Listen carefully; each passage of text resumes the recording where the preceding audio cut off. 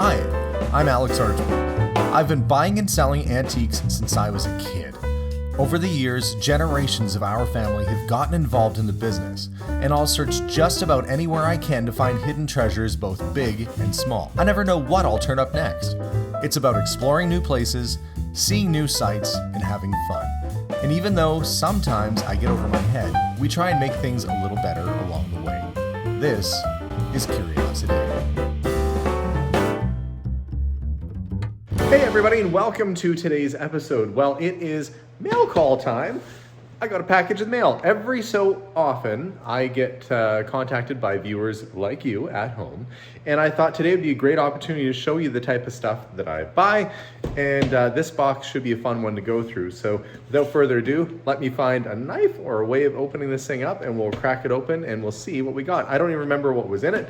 It's some family items that were left to them, and they didn't have a place for them to go, so they came to me. So let's have a look and see what we got. Let's go.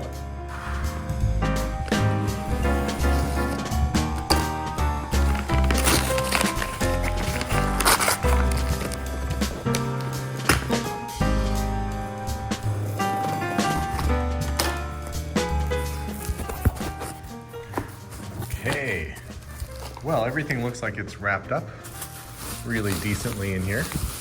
Very professional wrapping. Kudos to them for taking their time on all this. Everything is wrapped up so perfect, and they managed to fit it all in this tiny little box. Well, that means I've got to cut this open one by one and go through it. Let me get each individual little package out. It's like Christmas. Like when you get a Christmas stocking and it has all kinds of stuff like chocolates and toys and stuff. You know, when you're a kid, or in my case as an adult, liking pretty much the exact same things a kid would like. In terms of the chocolates at Christmas time. Okay, let's crack some of this open and see what is inside. Oh, it's all taped up individually too. Okay, first thing up is this. It's a Beltex.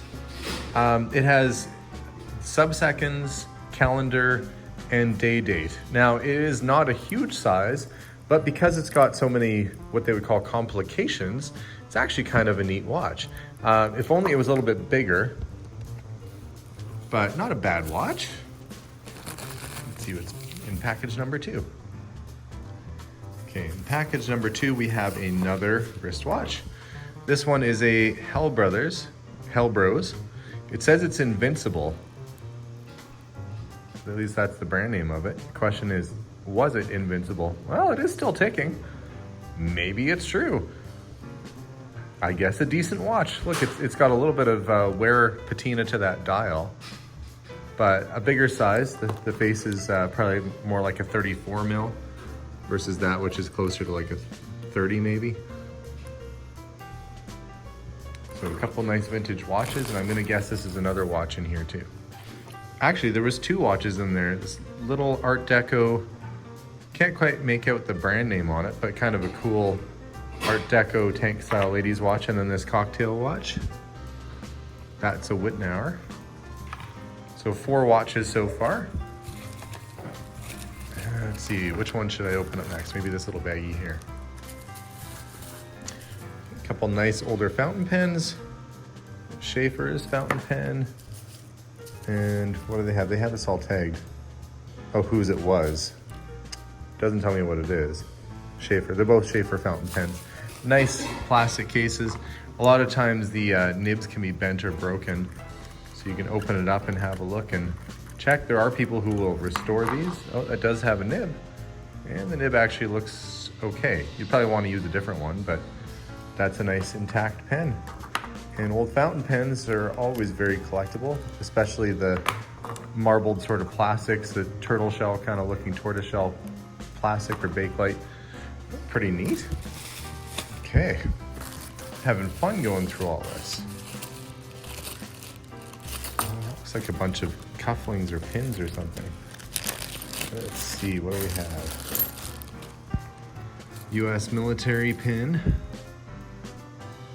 Another maybe military. I think these might be all. That one's got his name on it. Harry cufflinks.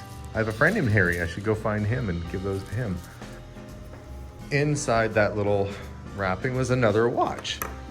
So we've got 5 watches so far, a couple fountain pens, some military pins, and there's still all this stuff to go through. I got to make sure that I check everything, that I didn't miss something, just the way it's all wrapped in here. And it looks like we have another watch. This one is marked DuPont, and it's gold plated. It's an automatic. This is probably those two were probably the best watches so far. That one, because of all the complications, it's got the day of the month, and the calendar. I should say it's triple calendar watch. What am I talking about? Why didn't I just say that? Triple calendar. And then you've got the nice DuPont automatic there. So getting a nice little collection of watches together.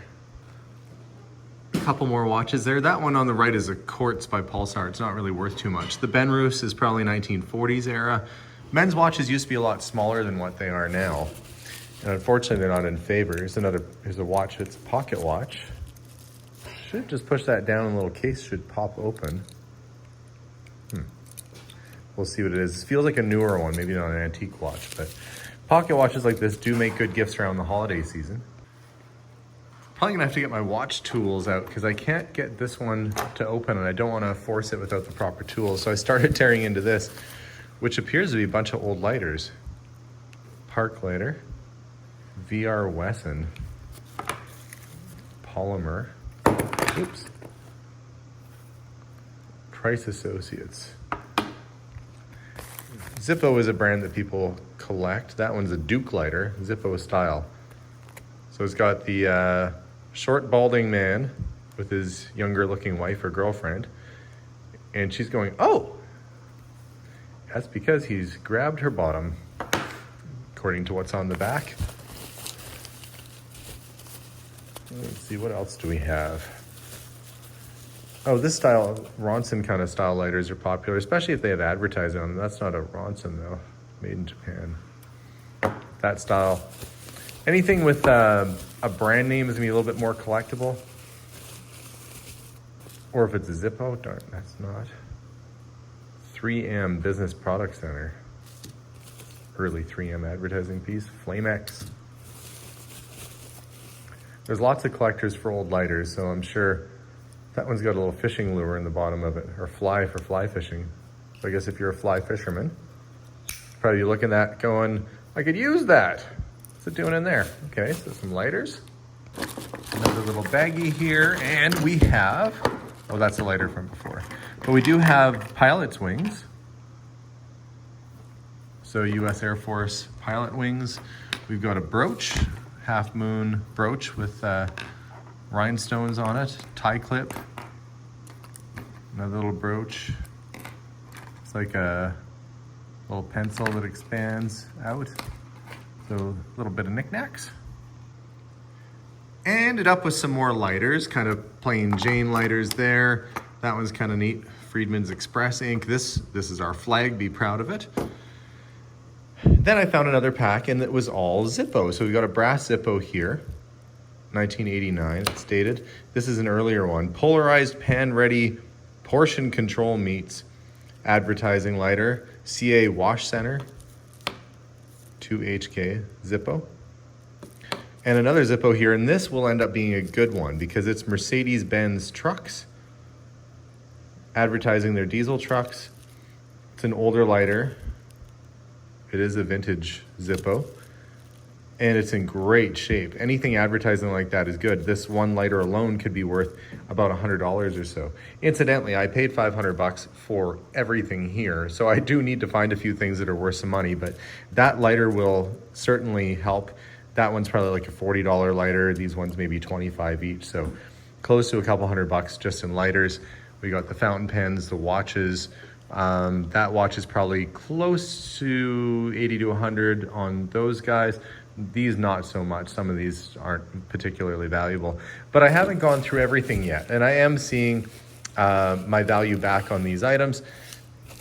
I just need to find a little bit more to get into the profit zone here. So let's hope that there's a few things that'll kind of push me over the edge into profit territory. Let's open this guy up. This feels like and looks like it's gonna be another pocket watch, and it is.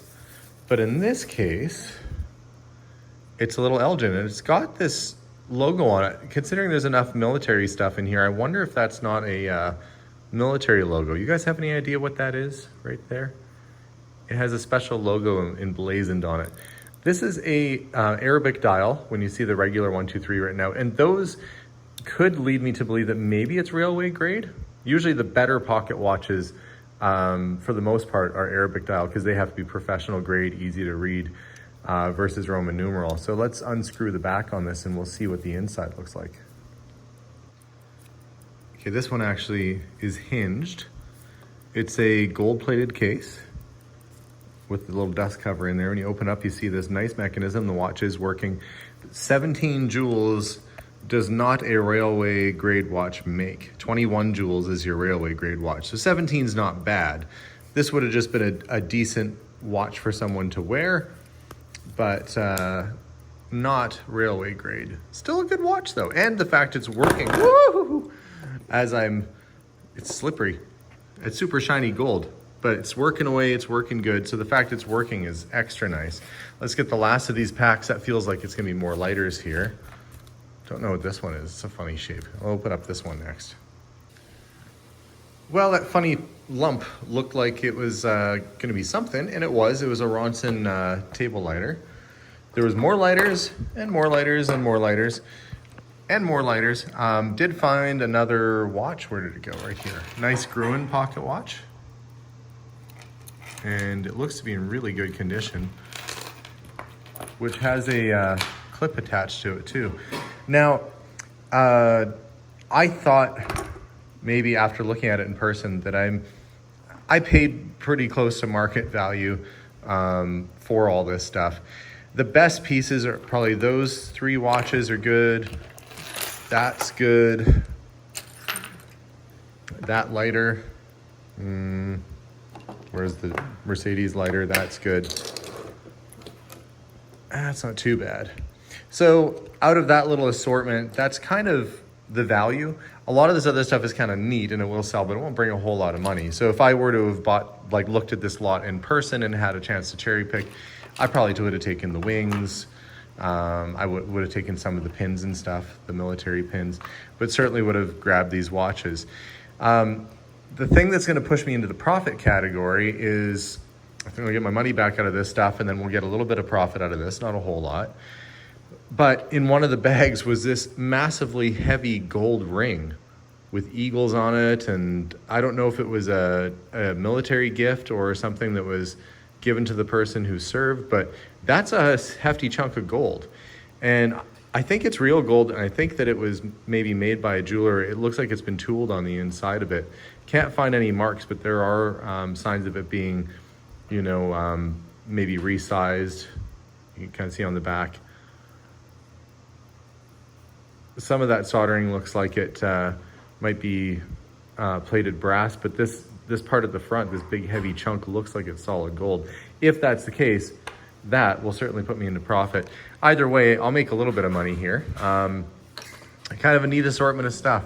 I am curious to know what that symbol is that's on that one pocket watch, see what significance that has.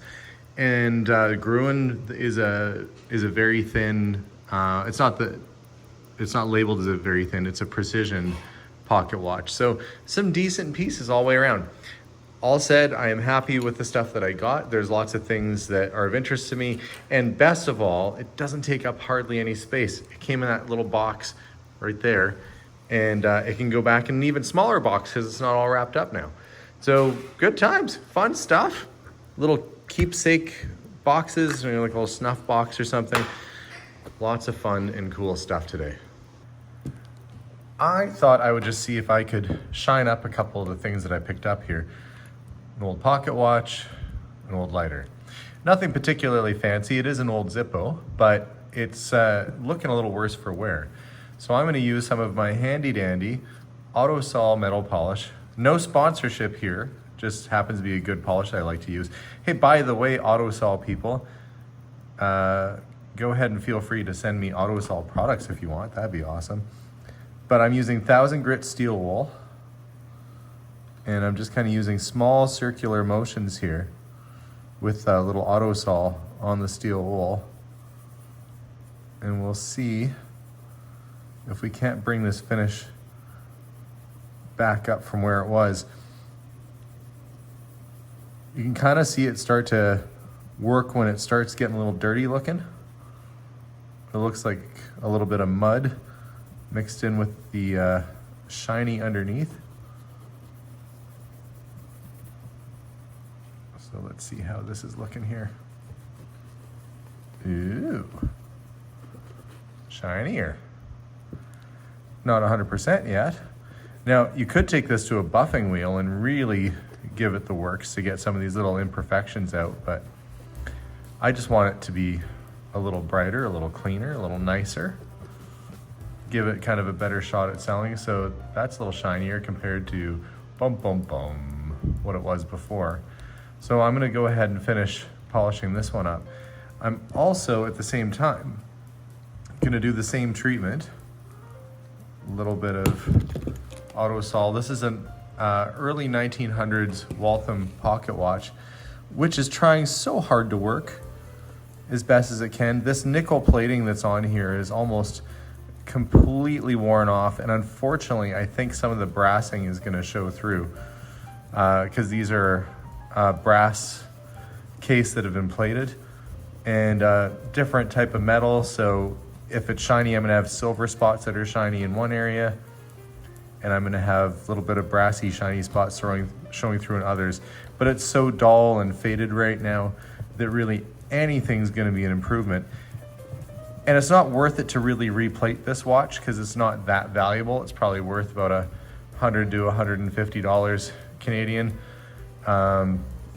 Honestly, whether the plating was better or not is not going to affect the value a whole lot. Whether it works or not, that will.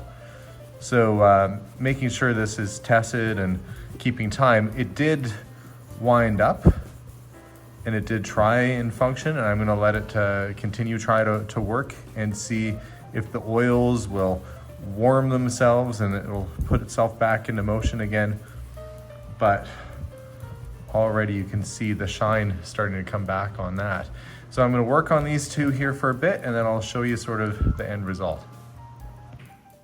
Well, Melissa let me know that when I was using the tripod, it was shaking all around because I was busy polishing, but that's what happens. As you can see, it's not perfect. If you wanted to get this really good, you put it on a buffing wheel and bring it right up, but it is a lot shinier and cleaner than what it was. And solid brass Zippo lighter, you're not gonna have to worry about rusting or anything like that. Brass is a great material, same with stainless steel. As for the Waltham, well, it is trying to work. Actually, it is kind of, as we speak, it's working right now. The second hand is moving, but I've got a missing hand and a little bent hand there, so I'm gonna have to do a little bit of work on that. I have a I have a little box full of hands that I got from a watchmaker's estate. Glad I threw that last part in, otherwise it would sound really creepy. I got a bucket of hands upstairs. Oh, yeah. But I do have extra watch hands, and I think I have the proper ones for this watch. So I should be able to put that one back together and have a nice little Waltham. And actually the brassing showing through didn't really happen. The corrosion on there, that crystal's a little bit loose, that's all right. The corrosion that was on this was so thick, the oxidization, that it actually felt coarse to touch, like it felt like sandpaper, and now it's nice and smooth and feels good. So a little bit improved anyway, closer for me to sell. I can sell that one right now. This one I gotta put some hands on it and get it working a little bit longer than what it is, and it should be good to go soon too. So let me know in the comments what your favorite item was. I think for me, it's probably the 17 jewel Elgin or Elgin pocket watch, depending on how you want to say it. I'd love to hear in the comments what you thought was cool out of this lot of stuff. As for me, I've got cleanup to do because we're gonna need the dining room table back pretty soon, and I've got stuff all over my spot here. So I'm gonna get back to work. Guys, thanks very much for watching. Subscribe if you haven't done that already, and as always, bye for now.